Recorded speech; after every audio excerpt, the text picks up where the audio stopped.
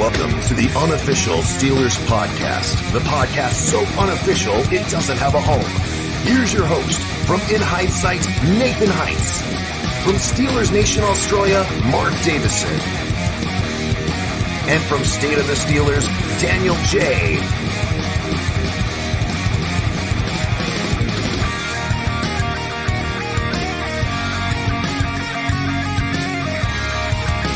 Here we go. What is up, Steeler Nation? Welcome back to the Unofficial Steelers Podcast, the podcast so unofficial it doesn't have a home. We finally decided and figured out whose show it's going to be this week, and it is, in fact, mine. So welcome to State of the Steelers, Nathan Heintz and Mark Davison. Nathan, how you doing today?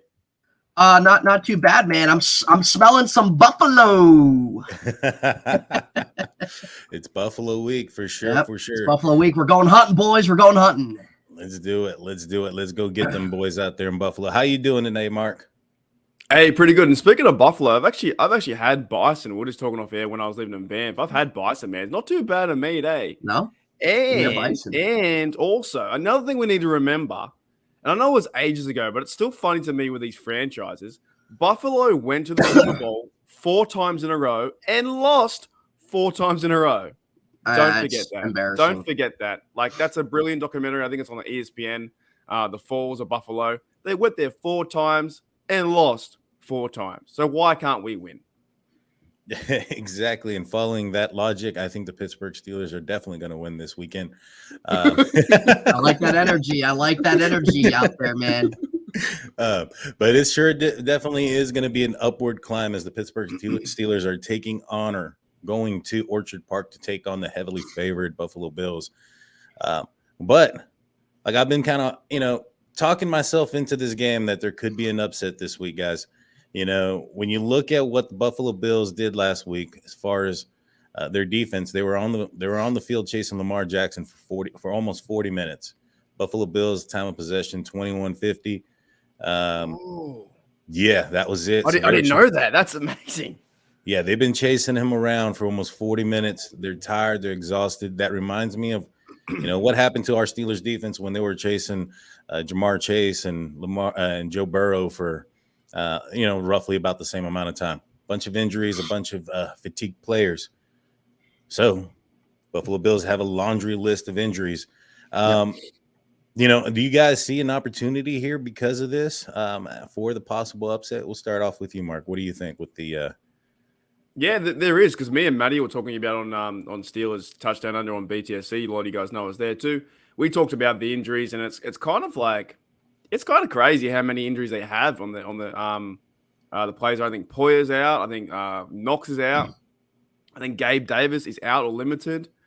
There's a stack of injuries, and I think one of I don't know the guy's name, but a cornerback for the secondary and the Bills out. Like, there's a lot of people out for the Bills, and to put the fact in that we're like every single podcast I've been on, if I'm working with you guys or working with Pittsburgh Owen or whoever, here we go, show Dev. It doesn't matter who I'm working with. The whole tide has changed. Like, I'm more optimistic now than ever. Like, it's now like Steeler football now that you've seen what Kenny can do, because that was really, really bad football in my opinion with Trubisky. He didn't feel like a Steeler. I always talk about this idea where, if you're a true Steeler, and Kenny's got those aspects to be a true Steeler. Yeah. And in this game, why can't he go out there and set the scene and go through? If the coaches have the ability to have a game plan to win, I trust Tom, and I do trust Canada to a certain degree. And we're going to see if it's a Canada offense with Kenny Pickett. If they can trust Kenny to make the plays, then he'll go out there and do his best, because he's a winner. He's a winner in college. He wants to go out there. He doesn't care about the underdog or 14 points or whatever. He wants to go out there and go, okay, we're 1-3. Let's win a game and get the 2-3. He doesn't care who the opponent is. I doubt he cares that. So I think they can take advantage of their poor health with the Bills. And if they can just get to Josh Allen enough to put him off his game, it's going to be an even game, I think. Now, I'm not saying they're going to win by 20 for the Steelers, but if they get him enough, they could win by a field goal. So, having Kenny Pickett in there and the Bills being injured. I didn't know that 21 minutes, that's a long time. A short time. That must be the shortest this year in the NFL. Yeah, especially for victory. It was tremendous, watching that game and then seeing the stats, and then, looking back, like I said, the Steelers defense were on the field for 100 snaps against the Bengals, and that took a toll on the defense.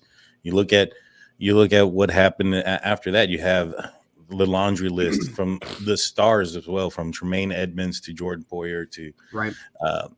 Jamison Crowder on the offense and things of that nature. And so it's also their defensive tackles, Ed Oliver and what's his name? Jordan Phillips is also, they've been dealing with ankles and hamstrings, a lot of soft tissue stuff. I thought that this could be a good game for Calvin Austin III because, man, they were chasing Lamar Jackson around. If they could get somebody speedy like that out there on the field, it would be great.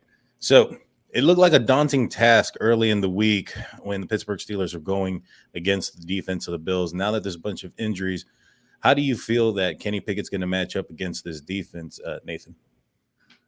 I'm excited, and I want to give a quick I get on that quick shout out to everybody in the chat. Thank you all for tuning in.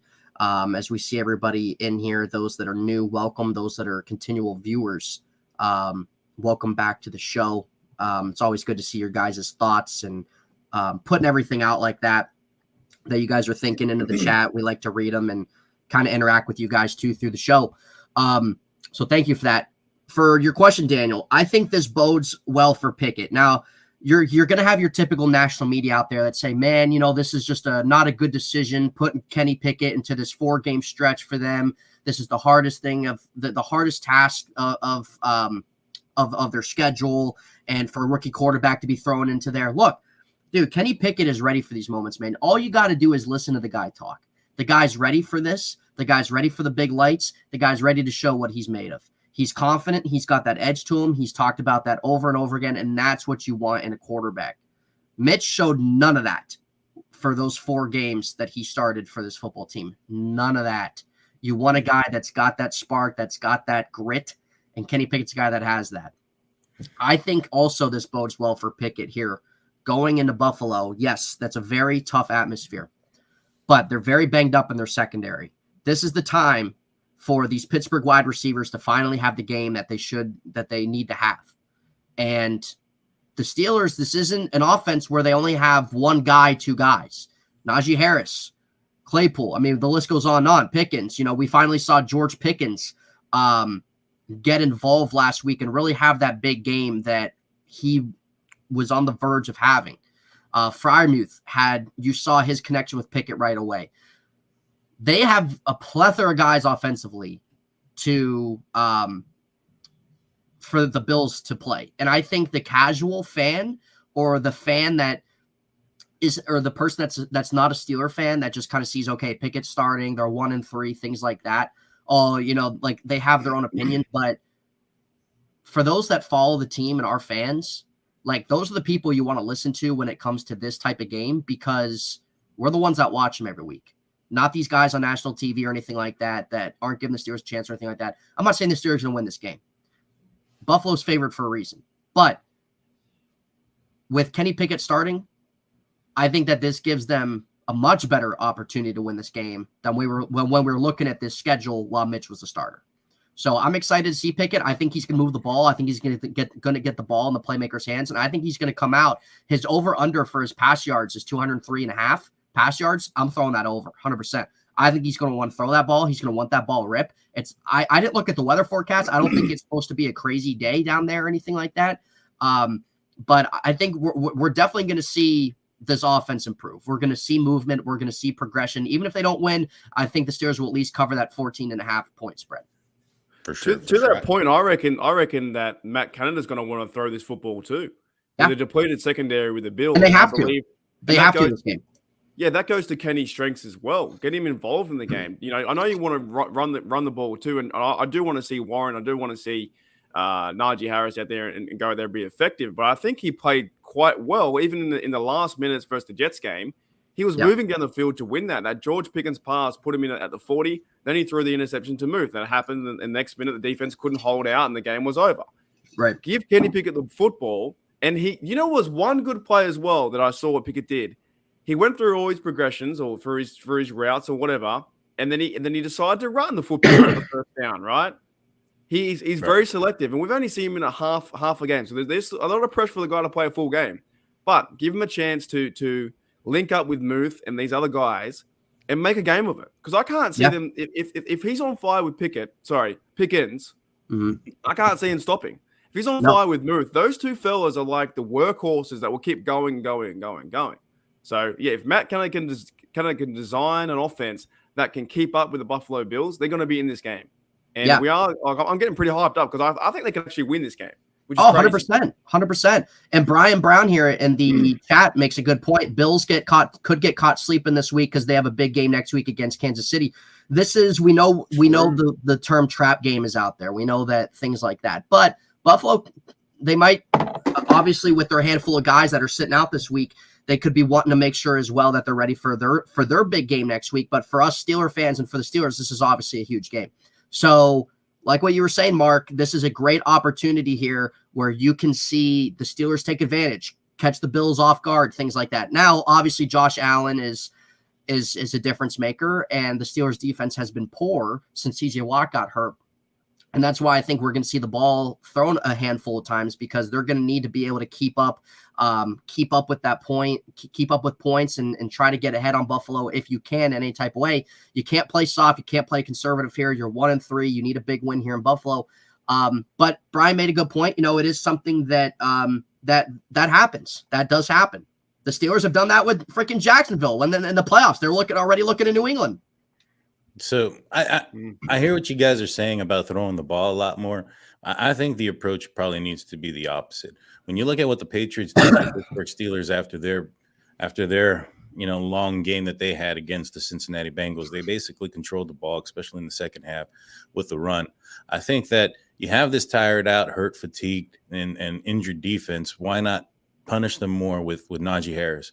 Control the ball, maintain possession, keep the ball out of Josh Allen's hands. Because at the end of the day, the Steelers defense as well is also banged up. And, if you go back to last week, they played fairly solid in the first half. And up until probably the fourth quarter, they still seem to be, having some lingering issues from the earlier games. And I think that could be the appropriate approach. I also think that, you have a rookie quarterback in a hostile environment in a tough place. I'm not sure Canada, has a game plan for 40 plus throws in this game. I know last week Pickett came in, was throwing the ball back and forth and everything else. However, that game plan was tailored and designed for Mitch Trubisky. I remember back when, Tommy Maddox got injured and Ben Roethlisberger came in. The game plan changed then too. Tommy Gunn was back there slinging it around. Ben comes in. It was like kind of frustrating. We're like, man, I think Ben's better than Maddox is. Why don't they let him, sling the ball? And they wouldn't. They kind of protected him a little bit. And I think that might be the same approach here. Because if regardless of whose fault it is, if the Pittsburgh Steelers fall behind in the turnover battle, whether it's Kenny Pickett making the wrong decision or the ball bouncing off the hands of a receiver, that's not going to do well for this game. I think the Steelers can't have any turnovers in this game. They have to play almost perfect football for them to win this game. Who do you guys have as your X factor on offense and defense? And we'll start off with you, Nathan. Who do you think is the guy on offense and defense that has to have a big game in order for the Pittsburgh Steelers to be victorious? Kenny Pickett. I think Kenny Pickett, man. I understand what you were saying there in the sense of running the ball against the Bills, stuff like that, which obviously they should. It seemed like with when Kenny, that second half, like they really got a good flow in there with Najee Harris and Warren and everything like that. At the same time, against an offense like this, you're going to have to air the ball out. You're going to have to. Against a high-powered offense like Buffalo, you're going to have to. Like if Buffalo is already, if they start off hot, like you're going to have to. You can't sit back and play conservative. And I don't think they're going to. I think Kenny Pickett wants to throw the ball, and I think he's going to. I think Kenny Pickett's the X factor, man. The offensive line has not been a problem this year. Don't care what the casual fan or the national media has to say. The offensive line's a cop-out for how bad the offense is. The offense piss poor has been because of Mitch Trubisky and Matt Canada, but maybe things might be a little bit better with Kenny Pickett because Matt Canada's played with him or has been with him a little bit when he was at Pitt. He might have some familiarity there. Obviously, we know Matt Canada's a problem nonetheless, But I think Kenny Pickett is not having turnovers. I think if him being able to get the ball in his receivers' hands against an injury-riddled Buffalo defense, and if he can start off hot, if you can get a nice hot drive there somewhere in the first quarter, and if it's 7-7 or you're up 7-3 or something like that, that's great. But yes, you obviously need to get Najee Harris going and stuff like that. Of course you do. Of course you do. I think it will be a little bit better with Kenny Pickett in there for the sake of their run. But I think Kenny Pickett being smart with the ball, making those throws that we know he can make to his guys and be able to progress that ball down the field, because you can't just run it when your run has been very inconsistent, to say the least, this season so far. So Buffalo's going to want them to be like, all right, Kenny, come beat us. Come. That's what they're going to want. They're going to want Kenny Pickett to beat them. And again, a rookie quarterback, a guy in his first start against a team like that in their home environment, they're going to want him to beat him. And I think Kenny Pickett's going to rise up to that. And I think that we're going to see a lot of good things from him. But in my opinion, I think Kenny Pickett's the guy that needs to come out. And no one should have expectations for him in the sense of being this flawless guy. I mean, come on, he's a rookie. He's going to have his struggles. He's going to make his mistakes. But if he comes out, plays pretty solid, keeps the offense afloat and doing what they can do against a team like this, I think that's an important thing to have. Awesome. What about you, Mark? Who do you think is your X factor guy? So want to jump on one thing about the O-line. I wrote in the comment there, I was going to bring it up, and then I forgot I can't bring it up. But that's the most terrible take I think I've heard all season. What do you know, Nathan? The O-line sucks. That is honestly the terriblest take I've ever seen. Like, I agree with you 100%. I can't stand fans like that. The O-line has played good this year. Not great. It's a cop-out, man. They've played good. Every Twitter, every Facebook I've seen, the casual fan, I'm not like the real casual fan that just watches highlights, goes, oh, the O-line sucks. Yeah. That's easy to say. If you go and watch the games, they are playing some pretty good football on the left tackle, right tackle, the interior. James Daniels getting better every week. The centers hasn't made too many mistakes. No, Mason Clifton good. Yeah, they're pushing the ball, the ruck forward, if you would say. They're making some holes for Najee's making mistakes out there. Jalen Warren's getting open and then fumbling, right? They're actually doing some things where, and that could be my key. Let's do that. The offensive line's probably my key to this game. They take control of this game and push the other team back and give Kenny time, then they're going to win this game on the offense, because they have been playing pretty well. And I just find it funny that you got to watch and read some articles and go through some things and actually find out, like, the offensive line hasn't been that bad. And they've been, knock on wood, they've been pretty healthy the last 4 games, right? Yeah. Been getting better, cohesive. Like, it's so funny that always comes up. Like, it's this, like, it does, dude. And that's because the people in the national media, they don't follow the team enough, so they don't really know what to pinpoint on for their struggles. And they'll put on the offensive line. What was the other day you guys were telling me they were calling they called someone their name wrong? Was it Kenny Pickett's name wrong? That was what was that? That was a Thursday night game. Yeah. That was the Steelers Thursday night game against Cleveland, and they were talking about Pickett and freaking Kirk Herbstreit, who covers college football. He was because he's doing Thursday night with Al Michaels. He called him Ryan Pickett, and then he called him Kenny Powers. Oh, Kenny, have you seen that show? That's a good show, Kenny Powers, man. It's freaking sad. But I like that answer, Mark, about the offensive line. Absolutely. It just needs to be talked about, and I think that it is an easy take, because in Facebook I see it a lot. It's like, or Twitter or wherever, they're like, the O-line sucks. There's nothing to back it up. They weren't. Tell me how they suck, dude. According to PFF, the offensive line is the best offensive passing line in the league. Right? Yeah, they've been great with pass protection. They don't give up many pressures. They don't give up any sacks unless Mitch, like, when Mitch takes a sack, mostly it's on him. He sacked himself. Yeah, he sacks himself, dude. And also, I will say, the Steelers are able to get a couple turnovers off of Josh Allen or a fumble or something like that. Obviously, we've seen, when we saw the Bengals game, Steelers had 5 turnovers, and Mitch Trubisky in the offense couldn't do a single thing to show for it. We know they had a couple other turnovers, too, in a couple games following that. Offense had nothing to show for it. I feel a lot more comfortable if they can get a couple turnovers against Josh Allen, that they can maybe take advantage of that with Kenny Pickett playing. Oh, for sure. 100%. And for me, guys, my X factor guys is going to be Muth.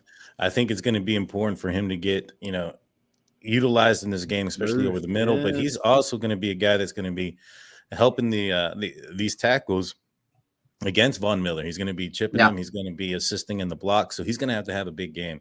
Yeah. And that's my X factor guy. He's a guy that's a blanket. He's a security blanket for Kenny Pickett. He's the guy that Kenny Pickett has hit when he's been in pressure moments, and that Kenny Pickett has gone to in those pressure moments. So it's a good thing to see because he's a guy that has the hands. One thing I noticed out of the first, we'll go back to the Jets game real quick. One thing I noticed was Mr. Trubisky in the first half. I think the Steelers only had one third down conversion. And in the second half, the Steelers were 5 of 6. And so I've been saying it, Mitch Trubisky targets Deontay Johnson quite a bit. Yeah, he Deontay did. Johnson drops the ball, every now and then, especially in some of those key situational, plays where it's third down or it's a drive killer. Kenny Pickett, he targets Pickens. He targets Muth. What are y'all's thoughts on Deontay Johnson as far as is he dropping the ball too much? Are y'all a little concerned about him? We'll start off. I'm not overly worried, really. I thought he played pretty well. Yeah. I think it was the week before, and he did have, he does have the drops there, but I don't know. There's a lot of pressure on the bloke. I don't think he plays that bad. I think the real guy we're going to look out for is Chase Claypool. I'm not a big fan of him. Yeah. I've said it a million times. I just think he's not a receiver. He needs to be put more into the slot role or the tight end or third tight end. I agree. He needs to be a lot more in slot, man. Claypool needs to get the football driven to him real fast and quick and get in space and start running. He can't contest the catches. At least the DJ, to me, is an actual receiver. Goes through his route running ability is fantastic. Now, with a guy like Pickett, he'd be able to link up to. I'm not worried with these drops. Drops do happen, but then he'll go out. He almost made that big catch to Trubisky, and the one foot was out. And it looked like on one angle he was in for a touchdown. Now, if Trubisky makes that TD, does he get benched? Probably not. No. Probably not. So him being out of bounds, maybe DJ went and stretched out to get out Trubisky and made sure that he was out. But I'm okay with DJ. I'm not saying he's the best one we got. He's quite calm in the locker room. Not really a vocal leader. I think in the years to come, it'll be Pickens will be the guy that's going to set the standard and other guys coming up. And of course, getting back Austin as well. Those dudes. We should be fine, and we can always find receivers, but the drop stuff, not too worried, to be honest. I think he's playing all right, and once Kenny Pickett gives him a chance, he's the one who can move. He can find open space. Yeah, I agree, Mark. I'm not worried about DJ, man. He with the drop thing that led to an interception was obviously frustrating. He was able to get some yards after the catch if he would have grabbed that. He was a lot better last year with his drops. He only had 5 last year. Drops are going to happen, but I'm still a fan of him. I'm still glad they extended him. We know he's good. He's really good at getting separation, and I think that I think just for an overall skill set of his, I think it's something that you want. But I think Kenny Pickett's going to give him very good catchable balls. So Deontay Johnson better be catching these passes that come his way and stuff like that. But I definitely think Chase Claypool's more to be concerned about because he had a pretty solid rookie year, but he had still in year 3, he hasn't put everything together yet. He's got the tools, man, at his disposal to be a very good wide receiver. He's got the height, he's got speed, he's got size. He's got a lot of different intangibles to be that, but he still plays like he's small. He's still not aggressive. I think that through this offseason and going into the year, like he's been pretty quiet. It seems like he's kind of been doing his thing and stuff like that compared to how he was last year, which obviously you want. But, hey, man, if you're going to make a statement, you're a top 5 wide receiver in the league, we need you to play like it. We need you to play like it. We need you to be aggressive, to be physical against these small D-backs. Top 3. Is that Claypool? He said top 3. Yeah, top 3. Top 3. My bad. So honestly, he has to go. I'm just not a fan of him. I don't think there's any passion for this game. I really don't. I think he's terrible. Look, if Kenny Pickett can get him the ball, I think a lot better than what a Mitch Trubisky or something. I mean, it's not even comparable, dude. Kenny Pickett is very accurate with his passes. But Chase Claypool needs to do his part and not just waiting for the ball to hit him. He needs to take advantage of these smaller D-backs that are on him. He needs to get things put together. And I'm not questioning his work ethic or anything, but you're in year 3. Year 3 is a big year under a rookie contract. And you need to take advantage of that this season, at least the rest of the way. I got a question for you both, and I'll start with you, Daniel. Have you ever seen him come back on a route? Have you ever seen him do what Heinz Ward used to do, or Heath Miller, that when the the play breaks down, he comes back, or he's like active running for the football? I've never really seen it, to be honest. Not to my recollection, or just thinking about his play. Not really. It's funny. I mean, do you think it's maybe perhaps because he did have a big rookie year? Mm-hmm. Randy Land was his offensive coordinator that year. Is it, maybe Matt Canada that's causing? I mean, not the jump ball or the getting horizontal and stuff, but maybe not using him to his skill set also isn't what is helping him. You know what I mean? Because Randy Fichtner utilized the same player and got relatively a lot more out of him. Then again, that was also a COVID year where there wasn't any fans in the stands and not that much pressure, and people weren't, booing you and stuff like that if you weren't participating or playing well. And so it could be a lot of things that led to that rookie season of him being well. Go ahead, I've Mark. never seen it. I've just never seen him come back to the route, and I find he just goes through his progressions. I find on this team, and I'm probably one of the most Claypool haters out there. I find he's just going through the motions, and I've been talking about this with Matty as well, and Britzberger and all these guys. Right? He goes through the motions just to be on the team. He claims to be one he wants to be. He wants to get better. Not doubting his skill set, but his mindset to the team is awful. He gives up on routes. He just walks through the motion and goes. I've seen it in blocks too. Now, guys like George Pickens and even guys like Boykin or Sims, I see them out there actually playing football and going to the whistle. Pickens ran over a dude in the Jets guy. He wants to go out there and play physical football. Claypool does not want to do that. Well, I'll say this about Claypool. He should have had that ball. No, I agree with that, but Claypool does play physical with the ball in his hands. I have seen him try to run over some, when you're doing the jet sweeps, he does get physical in that motion. You're right. When it's the ball is up in the air and he's got to jump up and get it. Yeah, he got beat by a 5'8" defensive back. So it is what it is. But I have seen him get physical when it comes to running the ball. Maybe he's just out of position. He can't be on the outside. In my opinion, you got to play football for 60 minutes and go out there and block and go through those things. I don't think he does that. And to me, it doesn't show anything, any kind of quality or leadership. To me, he had one big year, being Mapletron or whatever he said he was, and he's just banking off that, and that's not going to happen, man. After that, it's not going to happen because that's a pass you go and get. And yes, he's making some good catches. I understand that as a receiver, but over the body of work, to me, he's a bit like Trubisky. Like Trubisky made some good throws here and there, but other than that, no one believed in him. And I just don't think to me he's an actual good receiver. You got to put him in the best chance to win, and I think that's more or less as a tight end number 3 or something like that, or tight end number 2, and get him open in space, get him the football early, and like I said, when he has the football, it's the me show. Hey, look at me, look what I'm doing, pointing first downs. If he doesn't get the football, he doesn't play. I never see him play off ball.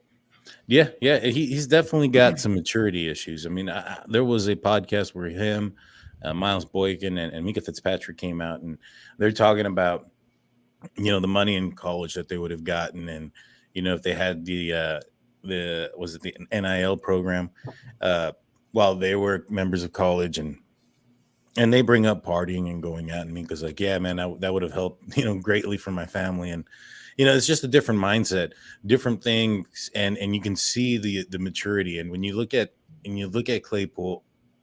Like I said it before, I wasn't a big fan of him even his rookie year. I watched him play, and I even told my wife, I was like, if the guy wasn't a Steelers player, I don't think I'd like him very much. He's very arrogant. He came out with the tweet, losing never heard of her when the Steelers were 11-0 and not the best 11-0 team at the time, and clearly struggling. And just kind of put more of the spotlight, more of those types of the wrong attention on him, and I think that's progressed onto the field. So. Do you think that there's a chance that maybe Claypool gets benched or dealt with before the trade deadline? We'll start off with you, Nathan. No, I don't, because behind him, they don't really have a whole lot. Other than Deontay Johnson, George Pickens, behind Claypool, I mean, who are you going to play in his spot? You're going to play Gunner or Steven Sims as a wide receiver? Am I missing anybody? Austin just started practicing. Calvin Austin, but we'll kind of see how quickly he adjusts. But I don't think so. I think Claypool, I think it's good. See what he's going to do with Kenny Pickett. see how he finishes off this year. If there's maybe value there in the offseason in any kind of way, maybe, but I could see them wanting to keep him because they know what he can do. He just got to put together, man. He really does. Like I have confidence in him that in the sense of what he can be as a player, but dude, he's got to put together, dude. Yeah. See, I have no confidence. I'm done. Well, Mark, what if Blake gets 2 touchdowns years, and has a good game on Sunday? Yeah, I'm still done. Like, you know what? you got to stand somewhere, right? And I've been trying to all the podcasts I've been doing for the last 2 years talking about him. Oh, we'll get him next time, and we'll see what he can do this week. Nothing changes. He can't high point the ball. His route running ability is terrible. He doesn't buy into the team. He's too busy with TikTok. He's out there fighting teammates. I'm done. His ego is too high for me. It's more of a problem than AB, because at least AB went out there and actually and fought for the ball. And Sean Downey says he is Sims or Austin. I would rather see a guy like Sims, who's competitive in what I saw in training camp, what I saw in the preseason, than Claypool. Because I think Claypool just goes through the motions to be a player. He's just a guy, in my opinion, that is using this platform, the NFL, to get the big bucks, TikToking. And if it fails, I'll be a TikToker. That's what I think. And I have a real big bias against TikTok. Now, if he comes out and plays good football, great. Prove me wrong.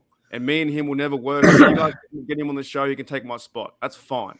I'm just done how fast he went from being a rookie to like, I'm the best receiver. And I understand you're meant to be confident, but I think his over ego is what gets me. And then the play on the field, a lot of Steelers fans can see it. It's not good play. He can't catch it in contention. He can't beat any quarterback can muscle up to him, right?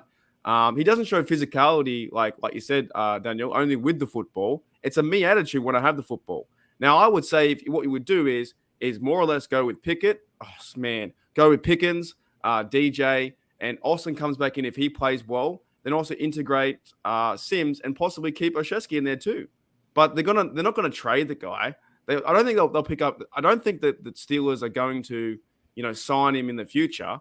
But they'll play him until his contract ends. And then what I'll do if I was Coach Tomlin or Matt Canada would use him at a limited role. I don't want to see him anymore on those reverses. He goes backwards on the reverses. I want to see a guy like Sims on the reverses. But we'll see. Prove me wrong. But I keep trying to defend the guy last year or whatever.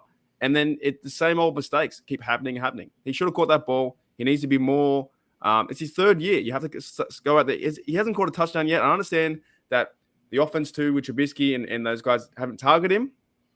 But where's the play? Where's the play off the ball to go and get it? And I don't know. I just see him as a guy. Like he to me is top 40 receiver. There are so many other receivers out there that are better than him. True. Yeah, and I agree. And I think that when you look at the slot position, it's usually ran by a smaller, shifty, quicker guy. And so, Sims or Calvin Austin III could fill in that position, very well if need be. Now, kind of transitioning to the opposite side of the ball, let's go into the defense. There's news broke earlier today that Terrell Edmonds was going to be out this game. Riley, was moved up from the practice squad to play in this game. Are you guys concerned about the depth here in the defensive backs, the injuries, the fatigue, going up against Josh Allen? They've got some receivers issues, but, how do you guys feel? We'll start off with you, Mark. What do you think about this safety position? It's pretty concerning because we don't have Witherspoon and now Terrell Edmonds. Now I thought they're going to go that direction because the head concussion thing has been a real big topic in it. So it should be right. Safety first and whatnot, and Edmonds being out. But I think in this game that Trey Norwood can step in and do the best that he can, because I like the fact we still have Minka there. Now the game plan might change a bit. We may not see Trey Norwood come down to the box and be as physical as Edmonds can be down there. But if you go back to, I know it's a long way back, Trey Norwood played a really good game against the Bills in week 1. He had 3 big tackles, and when the pressure was on him, he did quite well. And then he faded away into the season. But the first week, rookie Trey Norwood did well. I think he defended two passes, and he had 3 big tackles as well. So this is a game for him where he's got to step up because we know what Minka can do, right? So there's a lot of pressure on these guys, but I don't think we missed too much really. It kind of depends is how defensively scheme. And I think Coach Tomlin talked about it as well. They're going to try and blitz more. He got asked the questions, will you blitz? And he's like, of course, we're going to blitz. So you might see more Devin Bush and Miles Jack coming down and blitzing, or some design blitzes where you do send a corner, possibly could be Trey Norwood on, they might play. If they activate, is it Riley, right? Right. Is it the guy? If they activate him to be if he plays like in the 47 right, on game day, right? If he has if he has a helmet, that would tell me that they're going to send Trey Norwood more maybe on that blitz, because then he'll play back safety. In my opinion, he'll play back safety, and Trey Norwood will come down like a Mike Hilton role. That may happen, depending, because they probably need. Do they not need 3 safeties in this game, like what they designed to do with Kazi? Maybe. I mean, I've seen him use 3 middle linebackers and run a weird defense. Like, I think Alex Kozora from Steelers Depot brought it out also. I saw it in the game where it was like, man, was that Spillane, Miles Jack, and Devin Bush in the middle of the field at the same time? I think I saw that a few times, and then I went, I saw the Alex Kozora come out with that, and he brought it up as well. And it's intriguing. It's interesting. Nathan, how concerned are you with these defensive backs with Edmonds out of this game? Is that a big concern, or you think the Steelers have the next man up for him? I mean, it's a difference between him and Mika Fitzpatrick if he was out. So, what are your thoughts? Devin, how you doing, man? Thanks for tuning into the show. Always appreciate you having here. Not having Terrell Edmonds hurts. I think Terrell Edmonds gets a little bit too much of a bad rap from Steeler fans. It does hurt because he's always locked in there every week, and Buffalo just has a very dynamic offense. Not having Dawson Knox, that helps. But Stephon Diggs, Gabriel Davis, I mean, those are 2 guys right there the Steelers really have to high pinpoint on. And you're asking a guy in Elijah Riley, I don't know how much time he's going to play. I doubt that he sees the field much while he's out there or while he's activated. Trey Norwood's obviously going to get a lot of time. Trey Norwood, I think anybody would feel more comfortable with him in there than someone like Riley or something like that. But, okay, Keller Witherspoon's still out. Keller Witherspoon hasn't really been much of anything this year anyway. So we know they're obviously keeping that mentality. All right, so next guy can be, we might see some James Pierre, stuff like that. But I think anytime when your defense goes up against Josh Allen, Stephon Diggs, and if you're missing a guy out there, that's going to kind of make things somewhat, maybe just concerning a little bit whenever you go up against an offense like that. But I really want to see pressure on Josh Allen, man. I really want to see some containment where he's not out running around like Justin Herbert was last year. I really want to be able to see some containment. I really want to see pressure. Get Josh Allen's ass on the grass, man. The Steelers have done an awful, awful, awful job at that since TJ Watt has gone down, and they need that. Malik Reed, where are you, dude? Where's anybody else at? Cam Hayward, I know it's kind of tough for him out there. He's getting a lot more attention with TJ Watt out there. But seriously, like Chris Wormley wasn't that bad last year. He's been irrelevant, right? Mm-hmm. You look at Ogunjobi hasn't been anywhere to be seen the last couple weeks. Miles Jack didn't have a good game last week. So we're going to need guys like that to really step up against a guy like Josh Allen, and that might help out the secondary a little bit. Yeah. No, it's going to be a tough one. I think the Steelers are going to have to definitely create some type of pressure. And you look at the outside linebacker position, and you hit the nail right on the head. The Pittsburgh Steelers haven't won, without TJ Watt. TJ Watt's not going to be in this game, obviously.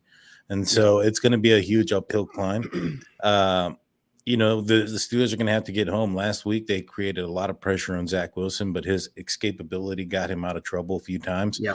And, in my opinion, I think Josh Allen is more dangerous in that position. He's going to get, out of the pocket and out of the way. And he's also got the arm and the arm strength and the experience to throw the ball down the field.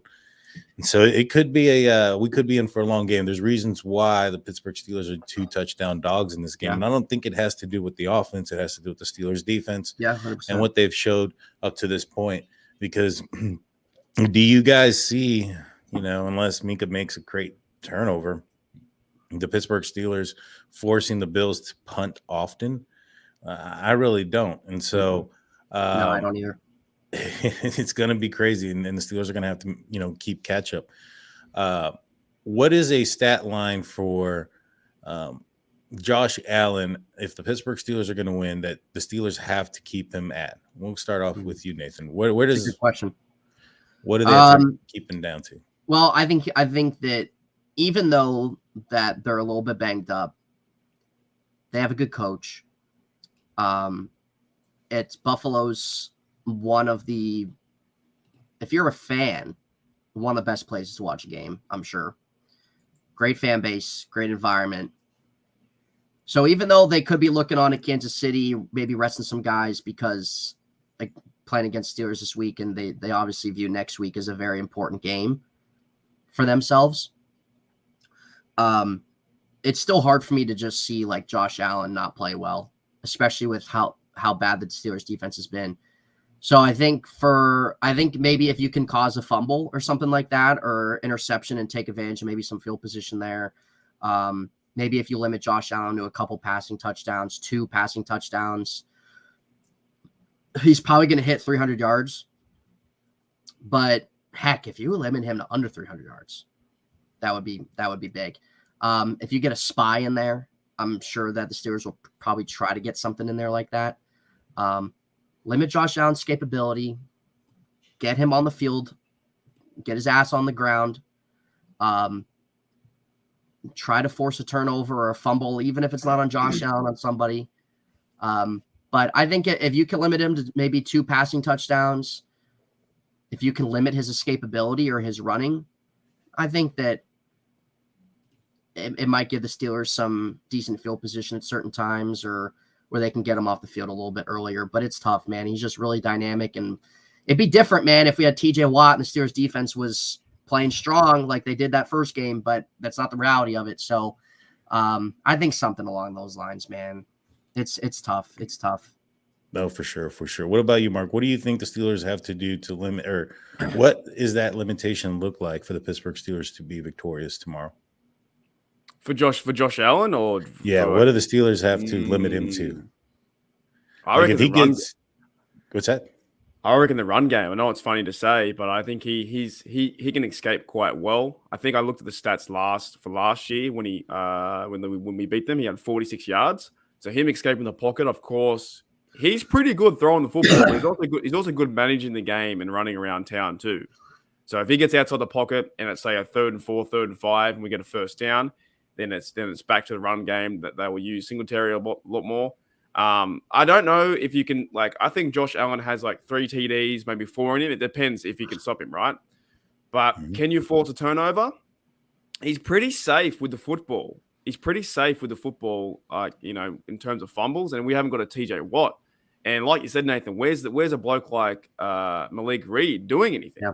I was pretty excited for him coming over from Denver, and he had maybe he hasn't really fit the scheme just yet, but he was the highest, I think, sacker in Denver for 3 years, and he's done nothing.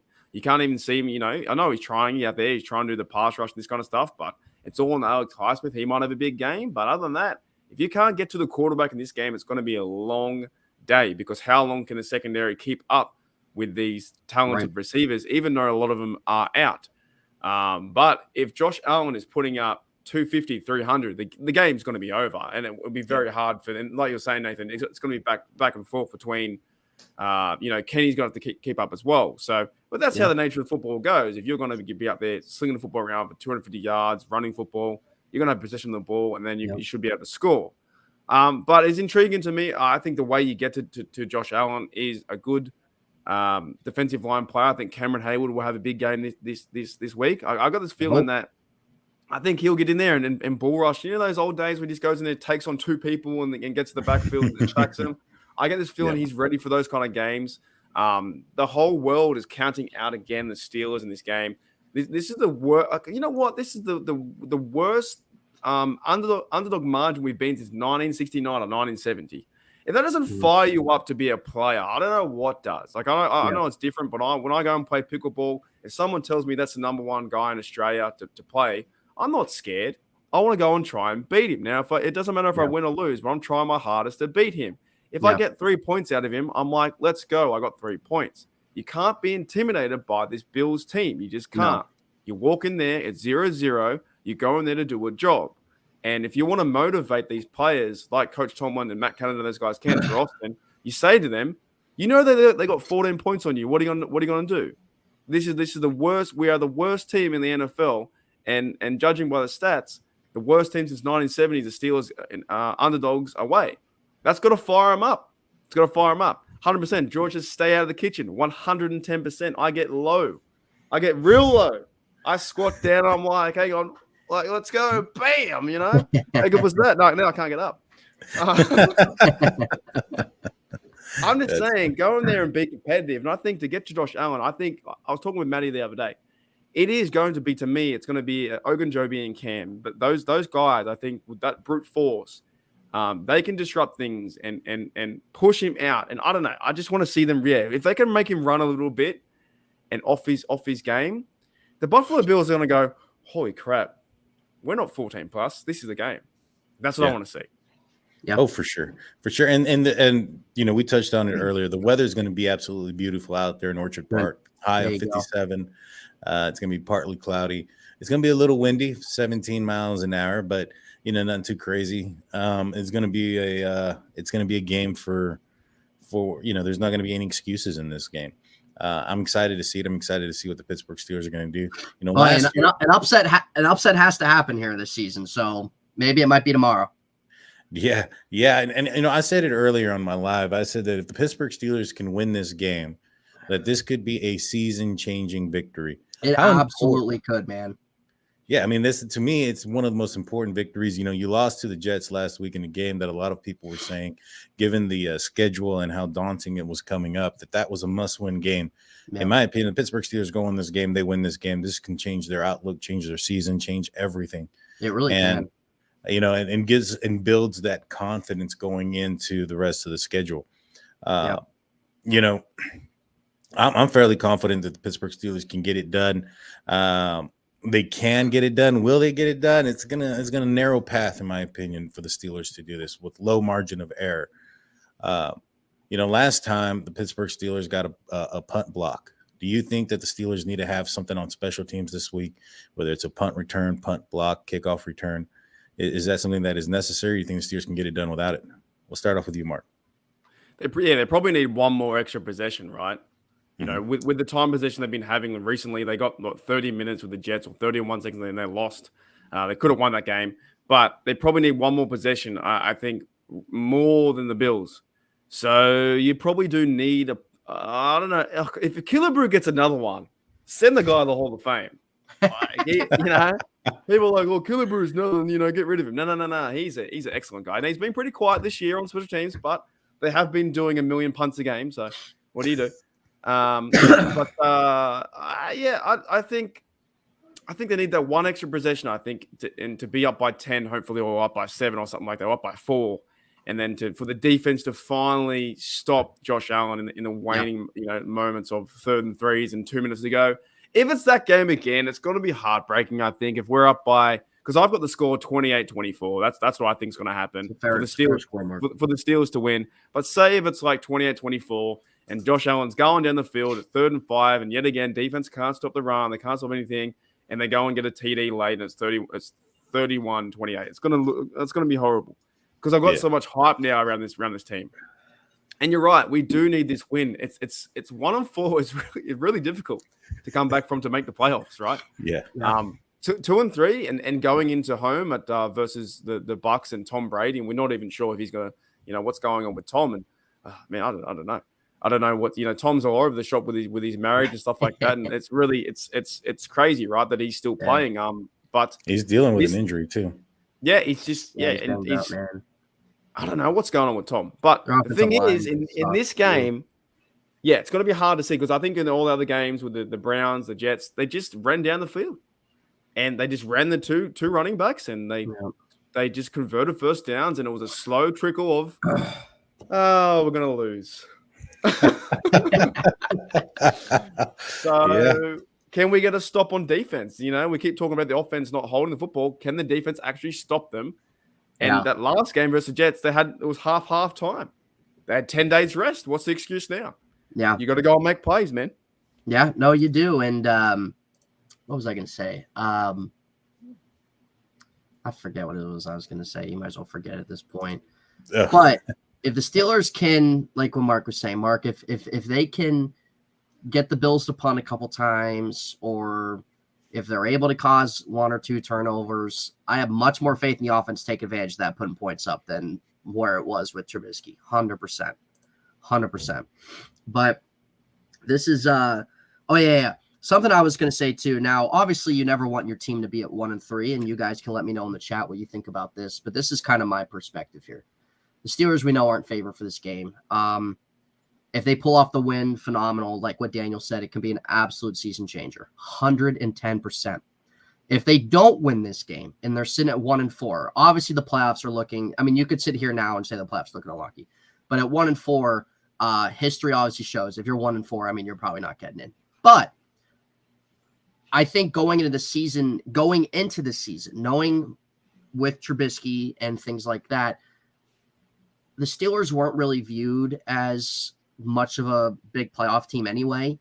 And I think it was something like, okay, if certain things go right, they could find themselves maybe winning 10 games, maybe 11 with how good their defense is. If things don't really go as right with Mitch, and if they play him obviously the whole year, maybe you're looking at 7-10 or 8-9 or something like that.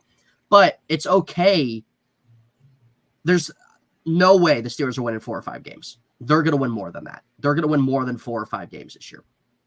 But even if they win 7 or 8 wins and miss the playoffs, it's okay to have a failed season like that. This Tomlin stuff of him not having a losing season is an incredible stat. But at the same time, what's the standard to that? Finishing 500, losing the first round of the playoffs. You know what I mean? Like, what's the typical standard to that? So if they finish under 500 this year, I think it's okay because you still have a good roster. You're going to have a better draft pick. Do what you need to do in free agency and get ready for next year, because I don't think they're that far away from being a strong, competitive type team at all. This year, as I said before, those first 4 games were very crucial to have a hot start, and they failed at that. And Tomlin's plan on this season, winning with defense and having Mitch do just enough, failed and didn't work. Okay, So now you move off that and you go toward with your future and Kenny and have him grow this year and do what you got to do next year in the offseason. But even if they lose this game at 1-4, I still think they can pull out a couple wins in this 4-game stretch against maybe Miami, or I think this is your best opportunity to beat Brady right now at home. Even if you go into the bye week at 3-5, you have a whole second half of the year to pull up a string of wins, even if you don't make the playoffs, to finish strong or something like that. And that's what you want to see. That's what you want to see. It's about Kenny's growth. It's about growth of some of your young talent. When TJ comes back, I'm sure we can all agree the defense will be better. But even if you don't make the playoffs, but you finish off the season strong with 7-8 wins, maybe even 9 if you get there, I mean, that's a great thing. And that's a great thing going into next year. But it's just this year was a transition season. There were question marks. There were some uncertainties, obviously, with how the team was going to be going this year, because now you have a whole new quarterback and Tuitt retires, and you made a couple different moves in the offseason. Offensive line, we know, was a concern. Canada's been a concern.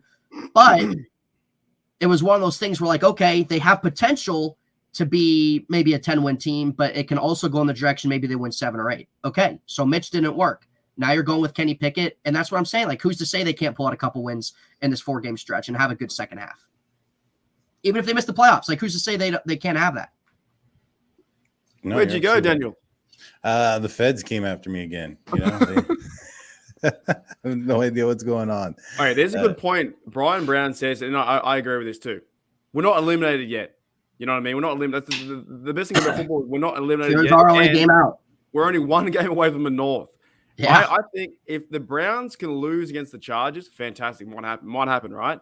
If the Bengals can beat the Ravens, and if we win, we're first.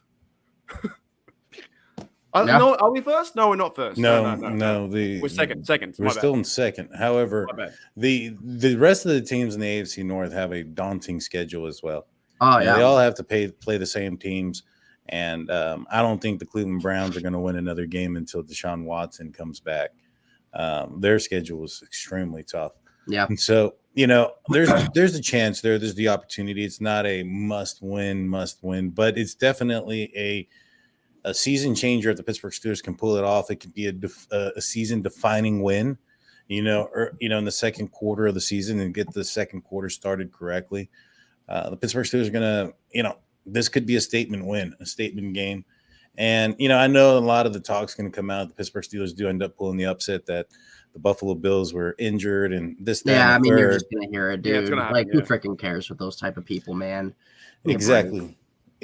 But at the end of the day as well, the Buffalo Bills have had injuries. Tre'Davious White hasn't been there all year. They've had their issues and they've still been a top defense. And so they're a team that has the depth and has the skill set across the board and have proven it. They've held some teams down to, Lamar Jackson and the Ravens last week didn't score at all in the second half. And I believe that the Bills haven't allowed but maybe one score in the second half of games this year.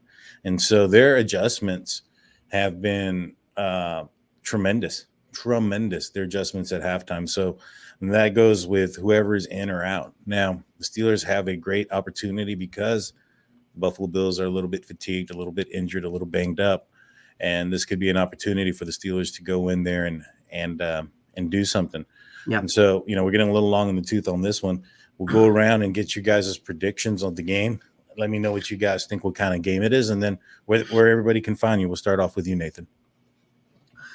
I think this is definitely the opportunity for a big upset in the NFL. We see them every year. I think this is a big opportunity for that to happen, given everything we've talked about. It's hard, man, to pick the Steelers to win just because of Josh Allen. Buffalo can put up points any time of the day they want, pretty much. They have struggled a little bit the last couple weeks, but with the state of how our defense has been against this, it's a tough ask. It's a tough task.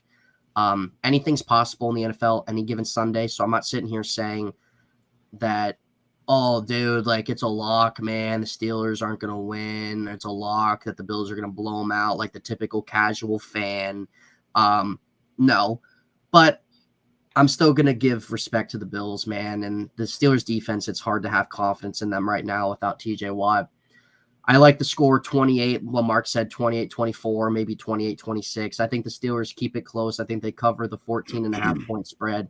I think Kenny Pickett plays pretty well. I think we're going to see the offense more productive, move the ball much more. But at the same time, don't. And I love it in the chat, guys. I love it that Sean 28-23 Steelers, George Steelers win, any score doesn't matter. I love that. I mean, we all want that, and I think this is a great opportunity for them to pull off an upset, 100% with everything given that we've talked about on the show so far. But it's hard to have faith in the defense against a guy like a Josh Allen right now. So I like the 28-26, 28-24 range. I think Pickett plays pretty well. They move the ball pretty well. But they got to get Josh Allen off the field. You got to get Josh Allen off the field. You got to get him on the grass. If you can get a turnover too, I have much more confidence in this offense now than what we had with Mitch, taking advantage of those points. And the offense can have some good time of possession. That's definitely going to bode well in their favor. So it's a big game. Like what you said, Daniel, it can definitely be a big season turnaround. Absolutely. But I'm gonna leave it with that. But hopefully we win. I mean, that would be absolutely incredible, man. The city would go freaking nuts. For sure. What about you, Mark? What do you think? I reckon we win and Kenny gets his first start and first win 1-0. I reckon we have a go. I don't know why. I think out of all the games, and I have been choosing pretty right, actually. I chose for the first time in history, I think I chose the Browns over Steelers because of Trubisky. But I think in this game they need to play physical football, and I think they will. I think Pickett will be ready. I think Kenny's going to be ready. I think Muth will be ready. I think the O-line is going to be ready for this game too. I believe the running backs will have a better game out there, out in the Bills' way. I think our defense needs to step up, and this is the game that there's been so much talk for 4 weeks and so much talk in the offseason about, we'll get it next time. This is the next time. Versus the Bills is the time. If this is the one game you want to get back into the season, it's going in there and beating the Bills. They have no secondary. They have no receivers, right? Key players are out for the Bills. They haven't. That Knox guy, the tight end, they find him quite a lot, right? Jordan Poyer, he's leading the interceptions in the NFL. There's no safety back there. Now, I would say this is the best time to go and have the upset. But even Kenny said he doesn't count them as underdogs. He just says, well, we're just going there to play or something. It doesn't matter to him. He's just going to go there and play. Be physical, go through what the coaches say and trust the process. Run the ball enough to get the play action going. And I think they can have a bit of a shock, or at least make them sweat. Make Josh Allen sweat a little bit to be like, oh, I've got to go out there and perform. Because right now, every single man there, dog, thinks the Steelers have already lost. And it's the exact same scenario we had last year in the Bills, and the same scenario we had with the Bengals. And the Bengals pooted that football away twice and got done. But I think there is a key player that I think that who is playing is Minka. If Minka's not playing, I think we do lose, right?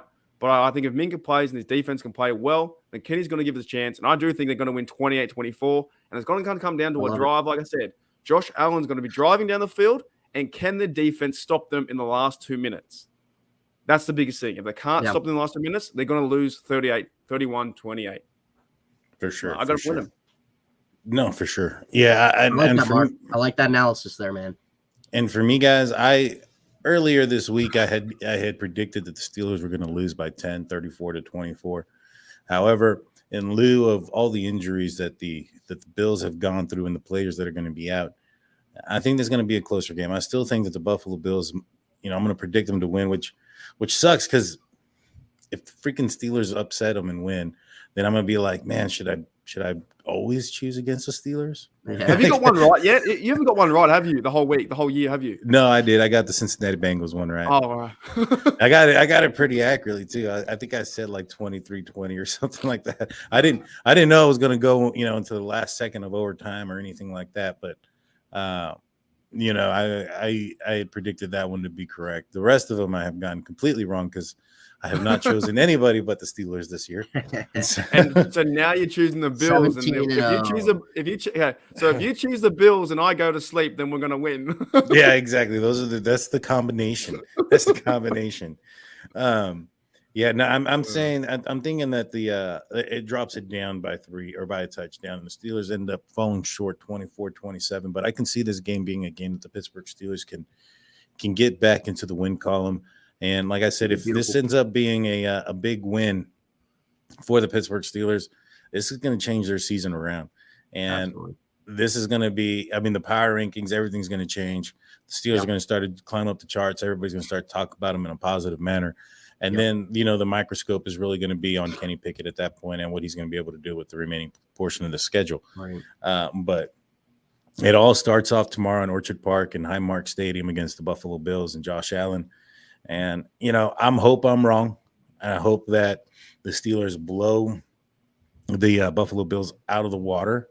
I don't think that's in the DNA of the Pittsburgh Steelers. I don't remember the last time they blew out a team. 38-3. Let's go. Imagine that. That would be amazing. That would be amazing. Like the Panthers. When they beat the Panthers like 54 to something. 10 I was at that game. That Thursday night game, man. Oh, you need to go back to some games then, bro. Because dude, lately when I've gone, man, they've been freaking losing, dude. Oh no, never mind. Don't go. Yeah, dude, they lost. I went when they lost to the Raiders last year at home, and I went to the freaking stupid ass Lions games. I already had tickets, and then Ben went out with COVID. I'm like, yep, I got to go to this and watch Mason Rudolph, and they freaking tie it, and the weather sucked. So I heard it was freezing rain that day. Oh, dude, it freaking was miserable out there. I can imagine. Well, I'll be out there for the Buccaneers game. It sounds like it's going to be cold. Yep. But this one's first. Let's see what the Pittsburgh Steelers can do. Thank you, Nathan. Thank you, Mark, for coming on. Next time, we're going to be on Mark Davison's channel in Steelers Nation Australia. Make sure you like and subscribe and go out there. Also, after that, we're back on In Hindsight on Nathan's channel. Those links are in the description. So please go subscribe so you don't miss any of our unofficial Steelers podcasts. With that being said, guys, I'm Daniel J. This is the Unofficial Steelers Podcast. Peace. Thank you, everybody. Have a good night. Good night.